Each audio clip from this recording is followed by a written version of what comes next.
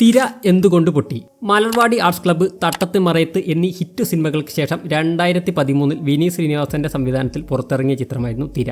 തൻ്റെ സ്ഥിരം romantic feel good ജോണറിൽ നിന്നും മാറി ചെയ്ത ഒരു സിനിമയായിരുന്നു തിര. തിര ബേസിക്കലി ഒരു ത്രില്ലർ ഡ്രാമ എന്ന് പറയാം. ധ്യാൻ ശ്രീനിവാസന്റെ ഡെബ്യൂ ചിത്രമായിരുന്നു തിര. കൂടാതെ പ്രധാന റോളിൽ ശോഭനയും ഉണ്ടായിരുന്നു. പക്ഷേ തൻ്റെ മുൻ ചിത്രങ്ങളിലെ വിജയം ആവർത്തിക്കാൻ വിനീതിന് തിരയിലൂടെ സാധിച്ചില്ല. 3 ഭാഗങ്ങളായി പ്ലാൻ ചെയ്ത ചിത്രം ആദ്യ ഭാഗത്തിന്റെ പരാജയം കാരണം മറ്റ് ഭാഗങ്ങൾ ഉപേക്ഷിച്ച പോലെയാണ് ഇപ്പോൾ. ചിലപ്പോൾ വരുമെന്നും കേൾക്കുന്നുണ്ട്. ഹ്യൂമൻ ട്രാഫിക്കിങ്ങുമായി ബന്ധപ്പെട്ടാണ് സിനിമയുടെ കഥ പുരോഗമിക്കുന്നത്. മലയാളത്തിൽ അല്പം പുതുമയുള്ള സബ്ജക്റ്റ് ആയിരുന്നിട്ടുകൂടി സിനിമ പരാജയപ്പെടുകയായിരുന്നു. ഒരു മികച്ച സിനിമയല്ലെങ്കിലും ഒരു ഡീസന്റ് ഫ്ലിക്ക് തന്നെയായിരുന്നു തിര.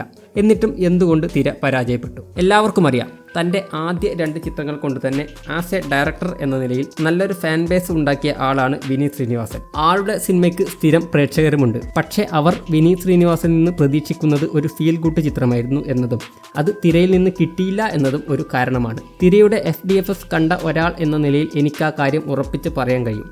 വളരെ കുറച്ച് പേർ മാത്രമേ അന്ന് ആ ഷോക്ക് ഉണ്ടായിരുന്നുള്ളൂ. അതുകൂടാതെ മറ്റൊരു പ്രശ്നമായി കാണാൻ പറ്റിയത് സിനിമയിലേക്ക് ആളെ എത്തിക്കാൻ മാത്രമുള്ള ഒരു കാസ്റ്റ് സിനിമയിൽ ഇല്ലായിരുന്നു എന്നതാണ്.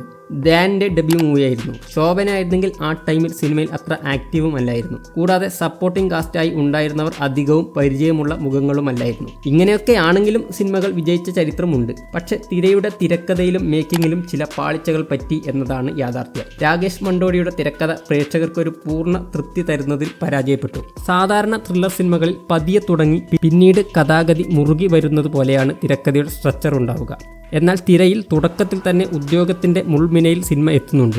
പിന്നീട് അതിൻ്റെ മുകളിലേക്കുള്ള ഒരു ഫേസിൽ സിനിമയ്ക്ക് പോകാൻ പറ്റാതെ ലൂസ് ആവുകയായിരുന്നു. അത് പ്രേക്ഷകർക്ക് നിരാശയുണ്ടാക്കി. മലയാളികൾക്ക് അത്ര പരിചിതമല്ല കഥാപരിസരം എന്നുകൂടി ഓർക്കണം. അവസാനം ധ്യാൻ ശ്രീനിവാസന്റെ കഥാപാത്രം തൻ്റെ പെങ്ങളെ രക്ഷപ്പെടുത്തുന്ന സീനൊക്കെ വളരെ എളുപ്പത്തിൽ നടന്ന പോലെ ഫീൽ ചെയ്തു. അതുകൂടാതെ തൻ്റെ മറ്റ് സിനിമകളിൽ എന്ന പോലെ ഒരുപാട് പാട്ടുകൾ ആഡ് ചെയ്ത് ചിലയിടത്ത് കല്ലുകടിയായി. എന്നാലും സിനിമയിൽ ഉണ്ടായിരുന്ന പാട്ടുകളൊക്കെ അടിപൊളിയായി തന്നെ ഷാൻ റഹ്മാൻ ചെയ്തിട്ടുണ്ട്. BGM വർക്സും കൊള്ളാമായിരുന്നു. അതുകൂടാതെ ചില സമയങ്ങളിൽ വളരെ ഷേക്കി ആയിട്ടുള്ള ക്യാമറ മൂവ്മെൻറ്റ്സും സ്പീഡി എഡിറ്റിങ്ങും സിനിമയ്ക്ക് നെഗറ്റീവായി ബാധിച്ചു എന്നാണ് തോന്നിയത്. ചില സീനുകളൊക്കെ ഇൻട്രസ്റ്റിംഗ് ആയിരുന്നെങ്കിൽ കൂടി സിനിമയിലെ കഥാപാത്രങ്ങളോട് ഒരു ഇമോഷണൽ കണക്ഷൻ ഉണ്ടാക്കുന്നതിൽ സിനിമ പരാജയപ്പെട്ടു. സിനിമയിലെ അഭിനേതാക്കളെല്ലാം തന്നെ തങ്ങളുടെ റോളുകൾ ഗംഭീരമാക്കിയതും ഡീസൻ്റ് ആയിട്ടുള്ള മേക്കിങ്ങും സിനിമയെ കണ്ടിരിക്കാൻ പാകത്തിലാക്കിയിട്ടുണ്ട്.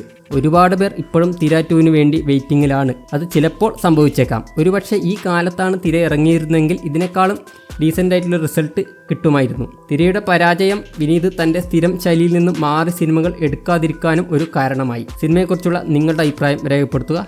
വീഡിയോ ഇഷ്ടപ്പെട്ടെങ്കിൽ സബ്സ്ക്രൈബ് ചെയ്യുക.